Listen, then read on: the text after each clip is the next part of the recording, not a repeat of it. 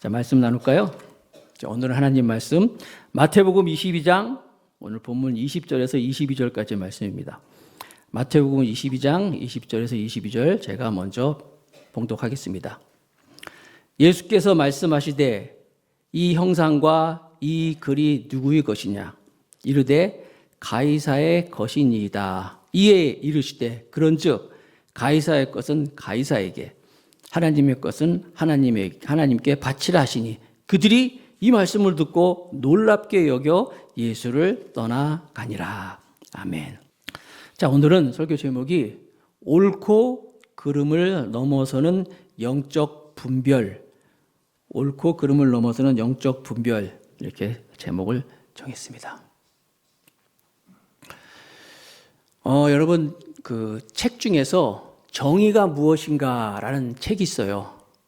굉장히 유명한 책이에요. 우리가 꼭 책을 읽기만 위해서 사는 건 아니잖아요. 이 정의가 무엇인가라는 이 책은요, 우리나라에서만 200만 부 이상이 팔렸고, 이게 워낙 유명해서 전 세계로 37개국 나라 말로 번역이 됐던 이런 책이에요. 책도 아주 멋있어요. Justice 딱 써 있어가지고요. 그 굉장히 유명한 책인데, 마이클 샌델이라는 분이 쓴 책이에요. 이분이 하버드 대학교 교수님인데 강의가 아주 기가 막힌 강의를 했는데 그 강의 제목이 정의가 무엇인가라는 그런 제목이에요. 그걸 가지고 책을 낸 건데 아까도 말씀드린 것처럼 이 책이 그렇게 유명한 책인데 이 책의 첫 장이, 그러니까 제1장이 타이틀이 정의란 옳고 그름을 판단하는 문제일까? 이렇게 시작해요. 정의가 무엇이냐?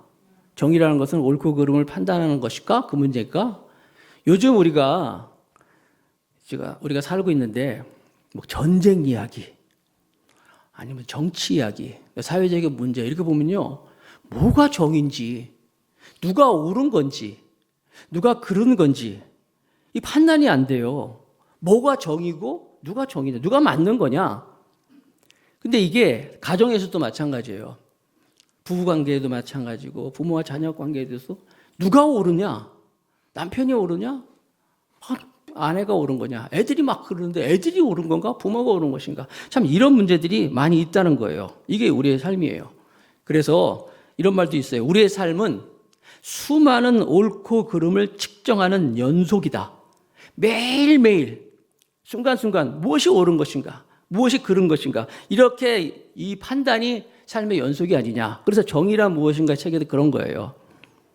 정의란 옳고 그름을 판단하는 문제일까? 우리 세상이 그런 것 같아요. 그런데 우리는요, 무엇이 옳은 것이냐, 누가 옳은 것이냐, 이걸 막 생각하다 보면요, 그 깊은 곳에, 그 사람의 마음속 깊은 곳에 들여다보면 거기 뭐가 있냐면 내가 옳다, 내가 맞아, 이런 게 있다는 거예요. 과연 내가 옳은 것인가? 모든 것이 내 생각대로 돼야지만이 정상이고 이 세상이 내 중심으로 돌아가야지만이 이게 제대로 된 것인가? 이걸 한번 생각해 볼 필요가 있는 거예요. 과거에는, 옛날에는요, 사람들이 지구가 있고 태양이 돈다고 생각했어요. 태양이 지구가 있고 태양이 돈다고 생각했어요. 근데 그게 아니잖아요. 태양이 있고 지구가 도는 거였잖아요. 똑같은 거예요. 사람들이 나를 중심으로 모든 것이 다 되고 내 생각대로 돼야지만이 정상이다. 이게 그 옳고 그름을 판단하는 그 기준 하나 있다는 거예요. 어떤 남자분이 이제 간증하는 걸 제가 본 적이 있는데 그분은 어려서부터 신앙생활도 잘하고 좋은 집안에서 태어나고 또 공부도 잘하고 그래가지고 뭐 재수 같은 거 안 했어요. 시험 보면 탁탁탁탁 직장도 잘 들어가고 좋은 직장 들어가고 이렇게 사셨던 분이에요. 그러니까 뭐 하나 부족한 게 없어. 그분 생각에는 나의 사전에는 불가능이라 없다 할 정도로 자신감도 넘쳤어요. 근데 이분이 결혼을 했어요. 결혼해서 또 좋은 아내도 만났어요. 그래서 아내와 같이 사는데 아내가 이제 뭐 남편도 잘 사랑하고 서로 잘 지냈는데 애가 딱 생겨서부터 문제가 생긴 거예요. 애가 생기니까 부인이 남편을 대하는 것이 좀 소홀하기 시작했어요. 옛날에는 집에서 회사 끝나고 들어오면 옷도 받아주고 이렇게 잘 챙겼는데 잘 안 되는 거예요. 이런저런. 왜냐하면 이제 부인이 이제 육아에 막 힘드니까. 그러다 보니까 이 남편이 부인에 대한 불만이 막 생기는 거예요. 옛날 같지 않다 이거죠. 그러면서 자꾸만 이렇게 집에 와서도 이제 부인하고 자꾸만 이렇게 다툼이 있고 갈등이 있다 보니까 집에 잘 안 들어오고 밖으로 나가게 되고 밖으로 돌다 보니까 딴짓도 하게 되고 이게 또 문제가 돼가지고 또 다투고 막 이런 일이 있어가지고 굉장히 부부간에 힘든 게 있던 거예요. 그러다가 이제 안 되겠다 싶어가지고 이제 아내의 권유도 있고 해가지고 아버지 학교를 등록을 했어요. 아버지 학교라고 교회들마다 이렇게 가정 회복을 위해서 하는 그런 프로그램이 있는데 남편들 이분이 아버지 학교에 들어가가지고 이제 수업을 듣고 같이 이제 거기서 이제 말씀도 듣고 이렇게 하면서 이제 가만히 시간이 지나면서 자기 속을 들여다봤대요. 과연 그러면서 자기는 지금까지 모든 문제가 다 부인 때문이다. 아내가 나한테 소홀히 하고 아내가 문제가 있고 막 이렇게 생각했는데 가만히 자기 속을 들어보니까 자기 안에 시커먼 정말 시커먼 그런 자기가 안에 있더라는 거예요. 그걸 보고 나서 내가 잘못했구나 하면서 간증을 하는 거예요.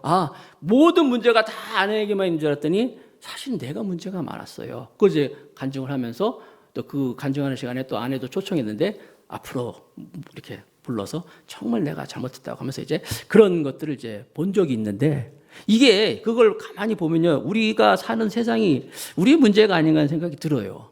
모든 문제가 은연중에 우리의 살아가는 모습이 아닌가.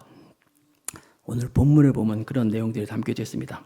오늘 본문에 바로 이 옳고 그름의 문제를 가지고 집요하게 내가 옳아, 내가 정상이야 하면서 하는 사람들이 등장하는데 어떤 사람들이냐? 바리새인들이었어요. 바리새인. 지난주에 설교 기억나십니까? 하나님의 천국에 들어가지 못하는 사람 두 부류의 사람들의 말씀을 나눴어요. 임금이 혼인잔치를 해가지고 사람들을 막 초청했는데 거기에 이 천국 잔치에 참여하지 못하는 첫 번째 부류 바쁘다는 거예요. 밭도 사야 되고 또 소도 사야 되고 장가도 가야 되고 여러 가지 일이 많아서 바빠서 못 갑니다. 이런 사람들 하나님의 천국 잔치에 들어오지 못한다. 또 한 부류는 천국 잔치에 초대가 됐어요. 왔는데 예복을 갖추지 않았어요. 그래서 쫓겨났다. 그런 얘기를 들었는데 이 주님의 이 비유의 말씀 천국 잔치의 비유를 누가 듣고 있느냐? 바로 그 자리에 이 바리새인들이 듣고 있었어요. 사두개인, 서기관, 제사장 이 사람들이 듣고 있었어요. 이 사람들이 똑똑한 사람들이에요. 그 당시 이 하이클래스 사람들이에요. 굉장히 똑똑한 사람인데 예수님이 그런 말씀을 쫙 하시면서 천국에 들어오지 못하는 사람들 들으니까 가만히 보니까 누구 얘기예요? 자기들 얘기란 말이에요. 자기들 기분이 나빴게 처음에 찌르는 것도 있겠지만 그래도 너무 기분이 나쁜 거예요. 그래가지고 예수님을 책잡고 예수님을 해하려고 마음을 먹습니다. 물론 이건 요때만이 아니었어요. 지금까지 우리 마태복음 쭉 보는데 마태복음 12장에 보면 지금 22장이지만 12장에도 보면 이미 이 사람들은 예수님에 대해서 안 좋은 감정들이 있었어요. 마태복음 12장 14절 바리새인들이 나가서 어떻게 하여 예수를 죽일까 의논하거늘. 이게 이제 여러분 기억나시는지 모르겠지만 무슨 일이 있었을 때요? 성전에서 손 마른 사람을 예수님이 고쳐줬거든요. 손 마른 아픈 사람을 예수님이 고쳐줬으면 좋은 일 아니에요. 그런데 유대인들은 안식일날은 아무것도 하면 안 되는 거였어요. 심지어 이 사람 병 고치는 일도 하면 안 된다는 거예요. 자기들이 생각하는 율법, 자기들이 생각대로 생각과 다르다고 예수님을 어떻게? 그렇게 손 마른 사람을 고쳤다고 예수를 죽일까 의논하거늘. 그때부터 막 이미 그 전부터 이런 일이 있었는데 바로 그래가지고 그 이후에 보면은 항상 예수를 시험코자 예수님을 넘어뜨리고자 모함하고자 여러 가지 시도를 했단 말이에요. 오늘 이 천국 잔치 혼인잔치의 비유를 듣고 이 사람들이 또 무슨 일을 시작하느냐? 마태복음 22장 15절 말씀에 오늘 본문이에요. 이에 바리새인들이 가서 어떻게 하면 예수를 말의 올무에 걸리게 할까 상의하고 말의 올무를 걸리게 할까? 예수님을 어떻게 하면 시험하고 넘어뜨릴까 하는데 책 잡으려고 하는데 특별히 보니까 이 말, 어떻게 하면 말, 여러분 항상 보면 말 잘못해가지고 그냥 나락으로 떨어진 사람 많잖아요. 정치인들도 말 잘못해가지고 뭐 유명한 사람들도 말 한마디 잘못해. 우리같이 별로 유명하지 않은 사람은 괜찮아. 근데 이렇게 드러난 사람들, 노출되어 있는 사람들은 말 잘못하면 이제 나락으로 떨어지잖아요. 바로 그렇게 말의 올무가 뭐예요? 함정이에요. 함정. 동물들 잡으려고 그럴 때 이렇게 딱 쳐놓은 거 있잖아. 이번에 그 대전인가요? 거기서 늑구라고 말이에요. 늑대. 도망갔자 이놈이. 늑구를 잡으려고 막 함정을 했잖아요. 이것처럼 잡으려고. 이것처럼 예수님을 막 말에 올무를 걸게 하려고 막 이렇게 함정을 파는 거예요. 그런데 그래가지고 보니까 말에 올무를 걸리게 하려고 상의를 하고 나서 이제 바리새인들이 자기들의 제자들, 바리새인의 제자들 예수님께 보냅니다. 그리고 또 한 부류 헤롯 가문의 열심 당원이라고 그랬어요. 거기 나오죠. 17절에 보면 헤롯 가문의 열심 당원들이 두 부류. 사실 이 두 사람들이요. 보낸 이유가 있어서 나중에 알겠지만 아주 상반된 그런 사람들인데 이 두 부류를 이 바리새인들, 서기관들, 제사장들이 싹 예수님한테 보내. 말의 올무를 찾기 위해서. 그래서 가서 요렇게 해라 하면서 어떻게 말할 건지 말할 것도 입에다 다 가르쳐 주고 자기들은 뒤에서 이제 조정을 하는 거예요. 자, 그래서 이제 바리새인의 제자들과 헤롯 가문의 열심당원이 예수님께 옵니다. 와서 이제 처음에 얘기하는 거예요. 얘기하는 거 많이 보니까 마태복음 22장 16절. 선생님이요. 선생님이라고 부르네. 랍비요. 선생님, 우리가 아노니 당신은 참되시고 진리로 하나님의 도를 가르치시며 아무도 꺼리낄 일이 없으시니 이는 사람의 외모로 보지 아니함이시니이다. 무슨 얘기냐면 지금 그냥 최고로 이제 막 좋은 얘기를 하는 거예요. 그러니까 지상 최대의 아첨을 하는 거예요. 지금 오자마자 예수님한테 랍비요 선생님, 선생님은 참되시고 진리로 하나님의 도를 가르치시고 아무런 꺼리낌도 없고 사람을 외모로 보지 아니하시며 하면서 막 좋은 얘기를 막 해요. 우리도 누구한테 가서 얘기할 때 처음부터 안 좋은 얘기 안 하잖아요. 좋은 얘기를 막 해서 본론 얘기하는 것처럼 이 바리새인의 제자들과 이 헤롯 가문의 열심당원들이 와서 예수님을 막 칭찬합니다. 그러나 사실 진짜 하고 싶은 얘기 이제 나오는 거예요. 무슨 얘기냐? 17절에 이제 질문합니다. 마태복음 22장 17절 같이 한번 읽어봅시다. 다 같이 준비 시작. 그러면 당신의 생각에는 어떠한지 우리에게 이르소서. 가이사에게 세금을 바치는 것이 옳으니까 옳지 아니하니까 하니. 자, 어려운 말이 있죠. 가이사라는 것은 당시 로마의 황제를 가이사라고 불렀어요. 가이사, 시저, 그렇죠? 가이사, 시저, 왕, 황제한테 세금을 바치는 것이 옳으냐, 그르냐. 여러분, 이 세금 문제는요, 그때나 지금이나 아주 민감합니다. 그렇죠? 요즘에도 세금 민감하잖아요. 무슨 양도소득세, 얼마나 많이 내냐, 아니면 무슨 보유세 그런 거 있잖아요. 우리 요즘에 또 우리 교회 목사님들은 종교세 이런 거. 그때나 지금이나 세금 문제는 굉장히 민감한 거예요. 그 당시에는 이제 예수님 당시에도 세금이 많이 있었어요. 예를 들자면 예수님도 이제 요즘 같은 우리 주민세 내죠. 주민세처럼 그 당시에도 인두세라고 했어요. 인두세라 가지고 인두세가 있었고 성전세도 있었고 여러 가지 세금이 많이 있었는데 이 가이사에게 바치는 세금, 그러니까 황제에게 바치는 이 세금 문제를 가지고 이제 예수님한테 이제 말의 오물을 앞에서 질문을 던지는 거예요. 아까 제가 말씀드린 것처럼 바리새인의 제자들, 그다음에 헤롯 가문의 열심 당원들 이 두 사람들이 분류가 되는 게 뭐냐면 바리새인들은 종교 지도자 이 사람들은요 이 가이사에게 세금을 내는 것을 굉장히 꺼려했어요. 이건 부당한 것이다. 이거는 막 그거에 대해서 굉장히 배척하는 분위기였고 반면에 이 헤롯 가문의 열심 당원들은 반대예요. 이 사람들 무슨 소리야? 세금을 내야지. 우리가 로마에 세금을 내야지만이 로마가 우리를 지켜주는데 이렇게 입장을 가지고 있던 두 부류예요. 자, 이 두 사람을 예수님께서 보냈잖아요. 뭐예요? 그래서 이 두 부류를 보내가지고 예수님이 무슨 말을 하실 것인가, 어떻게 대답할 것인가 가지고 이제 결과를 가지고 책 잡으려는 거예요. 만약에 세금 내야지 헤롯 가문의 이 열심당원처럼 헤롯 내야지 그러면 이 유대인들의 감정을 상하는 거예요. 아니 저 사람 유대인 맞아? 어떻게 시저한테 가이사한테 세금을 내는 거야? 라고 책 잡을 것이고 반대로 바리새인들의 말처럼 세금 내지 마. 가이사한테 뭐 하는데 이러면 어떻게 현행법을 또 어기는 거잖아요.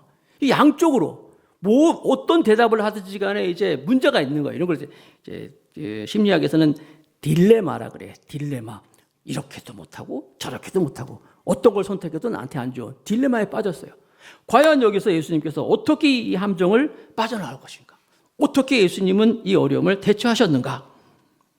여러분, 사탄도요, 지금도 우리를요, 항상 넘어뜨리려는 그런 시대에 살아가고 있어요. 사탄 만만하게 보지 마세요, 여러분.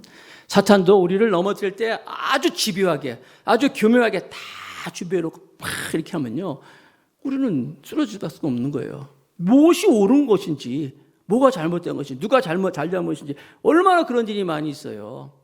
특별히 요즘같이 뭐 이렇게 갈등이 심한 시대에 과연 우리는 어떻게 할 것인가? 예수님이 어려운 문제를 어떻게 풀어갈 것인가? 오늘 말씀을 들으면서 이 올무 가운데서 예수님이 정말 어떻게 성령의 인도하심으로 해결한 것을 보면서 저와 여러분들도 옳고 그름의 이 시대에서 주님이 우리에게 주신 말씀, 성령님이 나에게 주시는 말씀 딱 붙잡고 정말 하나님의 지혜로 우리가 해결을 점을 찾아서 돌아갈 수 있는 시간 되길 바라겠습니다. 자, 첫 번째, 옳고 그름의 세상에서 해야 할 일 첫 번째입니다. 영적이고 객관적인 분별이 필요하다는 거예요. 영적이고 객관적인 분별이 두 가지가 상반되는 건데, 예수님은 그렇게 이 두 부류가, 이 사람들이 말이야 서로 상반되는 의견을 가지고 있는 사람들인데 예수님을 책잡으려니 또 한 마음이 됐네. 둘이 딱 한 마음이 돼가지고 왔어요. 아무튼 그 질문에 대해서 예수님이 이렇게 대답하십니다. 마태복음 22장 18절. 예수께서 그들의 악함을 아시고 이르시되 외식하는 자들아 어찌하여 나를 시험하느냐. 예수님은 딱 질문을 하는데 보세요. 어떤 대답을 하든지 다 이제 책 잡히게 돼 있는데 예수님은 이미 아셨어. 이 사람들의 악함을 아시고 그리고 그들의 나를 시험하는 걸 아셨어. 예수님은 그렇게 자기한테 올 때 예수님은 그들의 그 본심을 잡았던 거예요. 본질을 잡고 있던 거예요. 그래가지고 예수님은 그래서 이 문제를 가지고 같이 부딪히지 않았어요. 무엇이 어쩌? 왜냐면 대항하지 않았어요. 그러면서 그냥 예수님은 그러니까 벌써 여러분 그들의 악함을 아시고 그 영적인 것을 가지고 있었어요. 그러나 영적인 것을 가지고 또 그것만 해결한 것이 아니라 객관적으로 그들에게 대하기 시작합니다. 왜냐하면 그래야 알아들을 거 아니에요. 이 사람들은 영적인 걸 모르니까. 자, 그래서 알아들을 수 있게 이제 해결을 하시는데 20절 말씀에 예수께서 말씀하시되 이 형상과 이 글이 누구의 것이냐라고 질문을 하셔요. 당시에 로마 동전이잖아요. 요즘은 지폐가 없었어요. 동전인데 여기서 데라리온을 가져왔다 그러는데 그 로마의 그 동전에는 황제의 얼굴이 이렇게 새겨져 있습니다. 황제의 얼굴이. 그리고 글도 써 있어요. 황제는 신이다 이런 글도 있어요. 아무튼 가져오라 그랬어요. 그럼 가져왔겠죠? 그 데라리온을 갖고 왔다 그랬어요. 쫙 보여줘요. 보여줍니다. 보여주면서 예수님이 질문하는 거예요. 이 형상과 이 글이 누구의 것이냐? 예수님은 그들의 마음을 다 아셔서 영적인 걸 잘 알고 있었지만 그들이 못 알아들으니까 알 수 없으니까 그들에게 알 수 있도록 객관적으로 접근을 하면서 이 두 가지의 균형을 쫙 맞춰가면서 주님께서 말씀하시는 거예요. 여러분, 그래서 우리가 이 세상을 살아가면서도요, 정말 중요한 것이 무슨 일이 생겼을 때 옳고 그름의 판단이 있었을 때 당장 그것만 보지 마시고 그 뒤에 있는 배후에 있는 우리 또 기도하는 사람들이잖아요. 하나님의 사람들이기 때문에 항상 영적인 것을 봐야 돼요. 그리고 영적인 것을 보면서 뭐 영적인 것으로만 나가면 또 안 돼. 왜냐하면 못 알아들으니까 우리 하는 걸 또 이해를 못 하니까. 그래서 어떻게 해요? 항상 객관적으로 우리가 균형 갖고 나와야 되는데 유명한 말씀이 로마서 12장 2절이에요. 같이 한번 읽어볼까요? 다 같이 시작.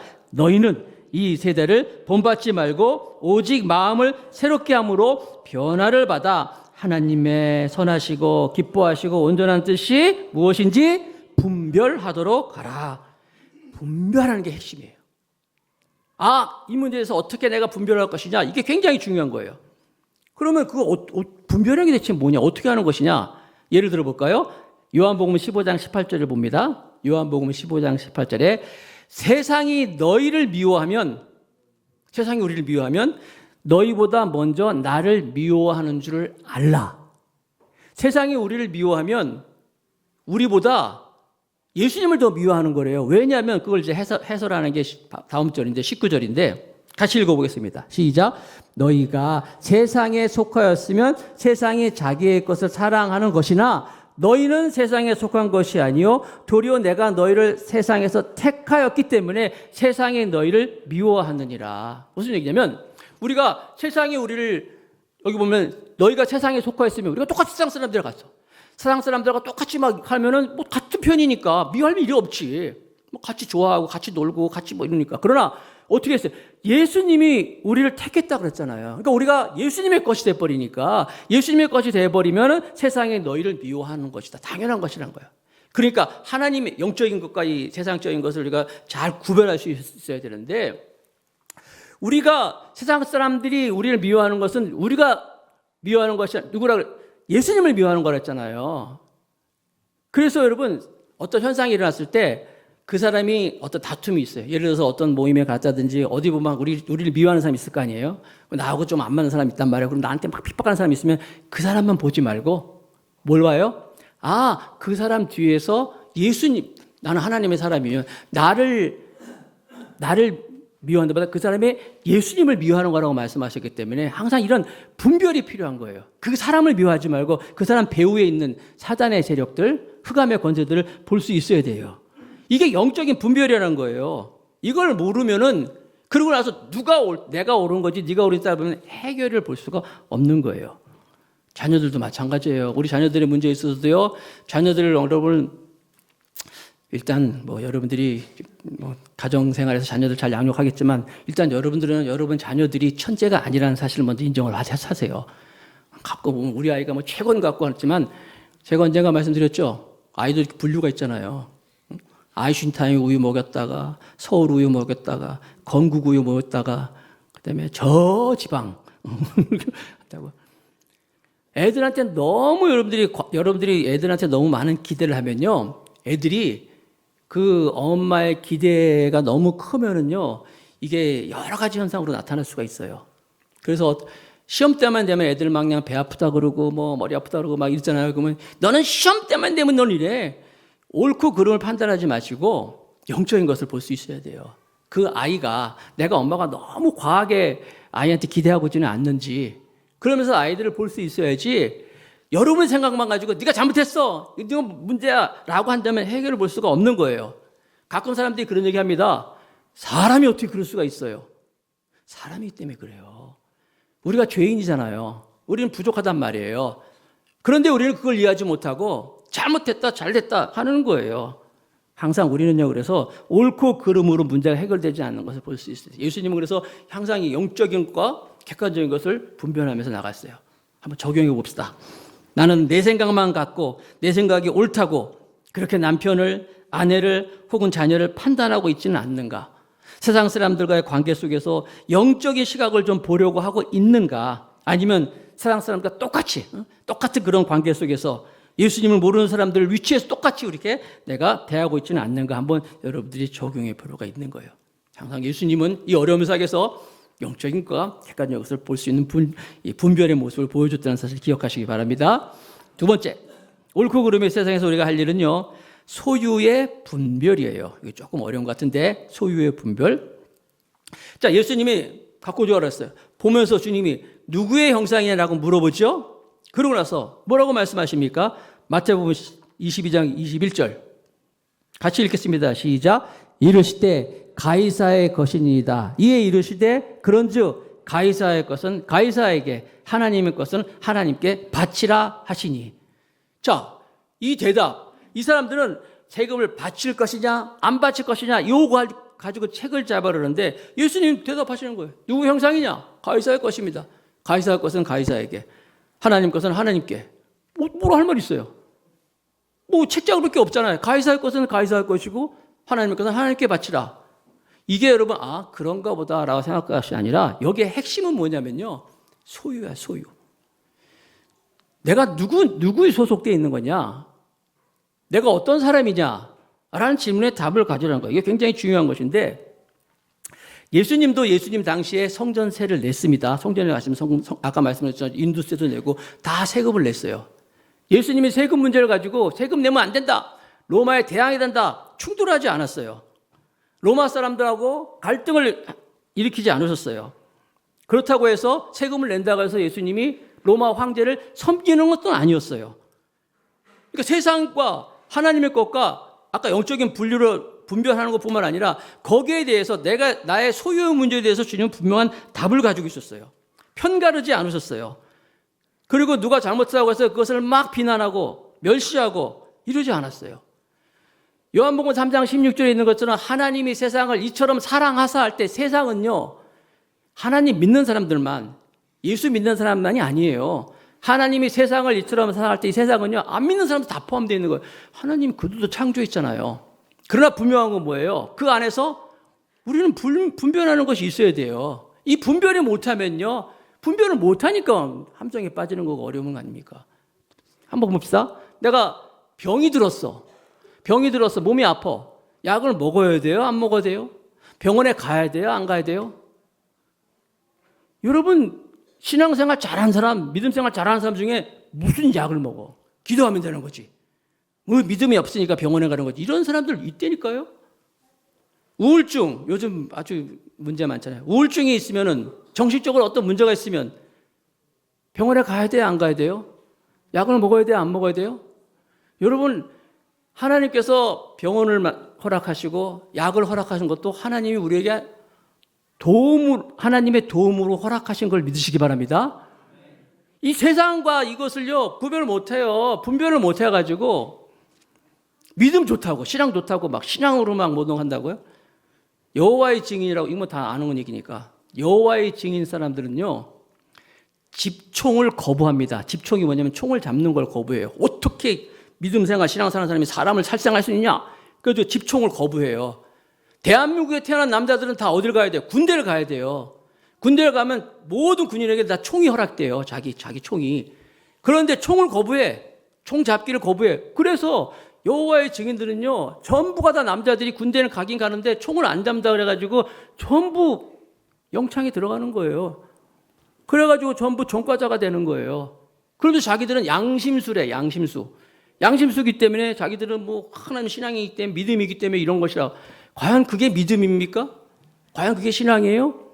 대한민국에 태어나면 모든 남자들은 군대를 가야 되고, 대한민국에 태어난 모든 사람 다 세금을 내야 되는 거예요. 이게 의무라는 거예요. 근데 이 세상의 것과 하나님 것을 구별을 못 해. 하나님의 것만 막 주장하고, 그러다 반대로 또 세상 것만 막 주장하고.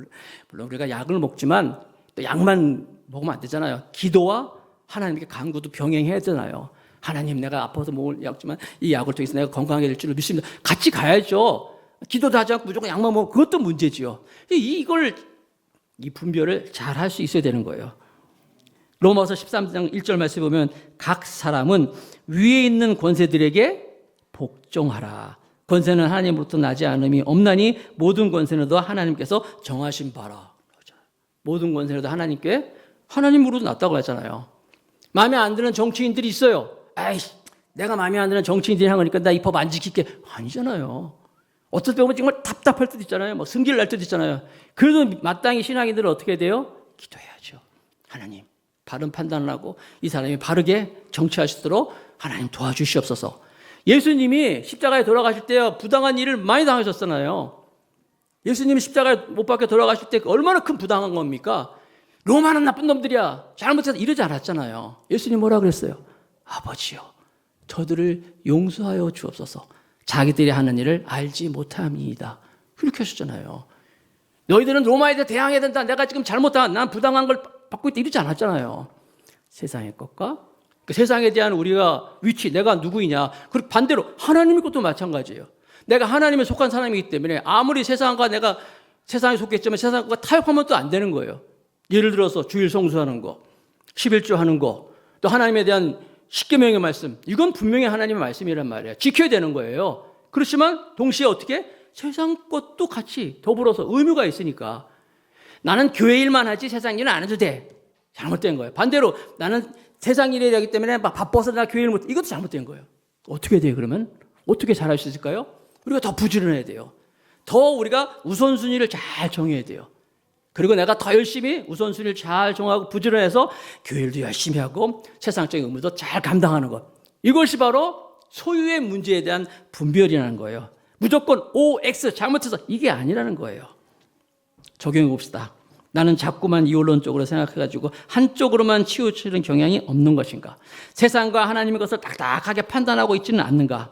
자꾸만 내 눈을 가려서 분별이 흐려지고 있지는 않는가? 한번 여러분 적용해 보시기 바랍니다. 이 세상은요, 온통 옳고 그름을 따지고 있어요. 무엇이 문제인지, 누가 잘못된지 따지고 있어요. 한번 따져봅시다. 우리 거기서 문제가 해결되는 것이 아니에요. 부부가 뭘 잘못했냐 우리 한번 따져보자. 그런 부분은요 하나가 되지 못해요. 때로는 우리는요 하나님적인 가치관이 필요해요. 하나님의 생각을 가지고 그 영혼을 바라볼 수 있는 그런 영적인 분별, 동시에 객관적인 분류를 가지고 또 말씀 나눈 것처럼 내가 어떤 소유가 내 안에 무엇이 소유가 있는가, 이 소유가 욕심이 가득 차면요 분별을 할 수가 없어요. 하나님 내 욕심을 내려놓고 하나님의 마음이 어디 있는지, 하나님의 생각이 어디 있는지, 그러면서 하나님의 은혜를 구할 때 우리의 눈이 하나님의 영적인 것과 객관적인 것을 분별할 수 있을 것이고, 내가 지금 누구인가 어디에 속해 있는지도 바로 알 수 있는 것이고, 이 분별의 시작에서부터 우리는 예수님이 이 어려움에서 해결하는 것처럼 우리의 이 옳고 그름의 문제 가운데서 영적인 분별을 가지고 해결을 보는 지혜로운 사람이 될 줄로 믿습니다. 이렇게 살아가는 우리 모든 성도가 다 되시기를 주님의 이름으로 축복합니다.